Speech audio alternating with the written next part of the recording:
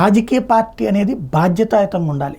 రెచ్చగొట్టుడు చర్యలకు దూరంగా ఉండాలి. ఎందుకంటే ప్రజల చేతన ఓట్లేపించుకుంటున్నాం. అధికారంలో ఉన్న విపక్షంలో ఉన్న రెచ్చగొట్టుడు చర్యలు అనేటువంటిది తాత్కాలిక భావోద్వేగానికి కారణం అవుతాయి, కానీ దానివల్ల సమాజాన్ని నాశనం చేయడం అవుతుంది, సమాజాన్ని కలుషితం చేయడం అవుతుంది.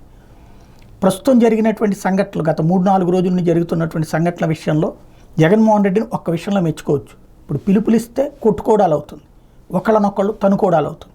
అలాంటి పరిస్థితి రాకుండా కంట్రోల్ చేసుకొచ్చారు.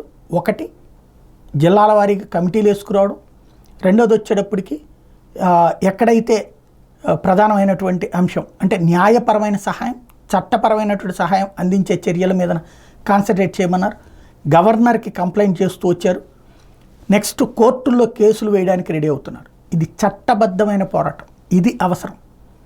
ఇక్కడ తెలుగుదేశం కూడా గత 5 ఏళ్లలో చేసింది ఫిజికల్ అటాక్స్కి వెళ్ళాల, చట్టబద్ధంగానే పోరాడారు, సక్సెస్ అయ్యారు.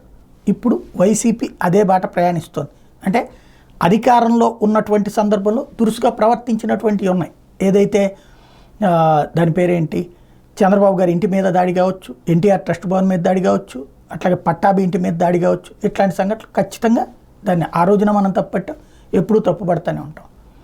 అలాంటి సంఘటనలు 3-4 సంఘటనలు జరిగితే ఈ సందర్భంలో ఇప్పుడు జరిగినటువంటి విధ్వంసం 100ల కొద్ది సంఘటనలు, లెక్కేయడం కష్టమైనన్ని సంఘటనలు జరిగినాయి.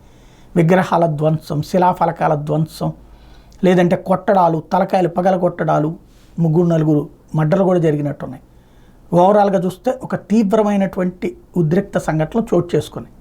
అయితే చట్టబద్ధంగా న్యాయబద్ధంగా పోరాడదామని పిలుపునివ్వడం అన్నటువంటి చాలా మంచి పరిణామం. ఒక ఆస్పెక్ట్ కూడా అనొచ్చు వెంటనే సాధారణ, ఏముంది తొక్కలోది, ఇప్పుడు గనక పిలిపిస్తే గనక వాళ్ళోళ్ళు బయటకు వస్తే రోడ్డు మీద కుమ్మేస్తారు మా వాళ్ళని, అవన్నీ రెచ్చగొట్టుకోవడానికి బాగుంటుంది. ఇద్దరిని చంపేసుకోవడానికి మనమేమి యుద్ధంలో లేం, లేదంటే కనుక ఉన్మాదంలో లేం. ఉన్మాదం అనేటువంటి తాత్కాలిక ఆనందాన్ని ఇస్తుంది, శాశ్వత ప్రమాదాన్ని ఇస్తుంది.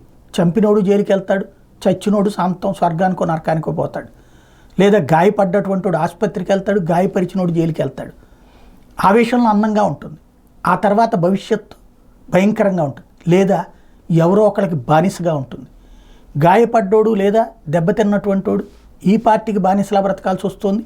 అలాగే జైలుకి వెళ్ళినోడు లేదా కేసులు పెట్టించుకున్నాడు భవిష్యత్తులో ఆ పార్టీకి బానిసగా ఉంటారు. దీనివల్ల ఎవరు కొరుగుతుంది? సమాజానికి ఏమైనా ప్రయోజనమా? సమాజం భయభ్రాంతులకు గురైతే, ఇక్కడ ఉండడానికి భయపడే పరిస్థితి వస్తే ఏంటి ప్రయోజనం? కాబట్టి జగన్ ఆ విషయంలో బాధ్యతగానే ప్రవర్తించారు.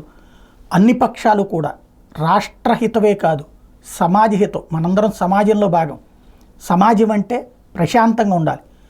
తప్పు జరిగిందా చట్టబద్ధంగా వెళ్దాం, అన్యాయం జరిగిందా న్యాయబద్ధంగా వెళ్దాం.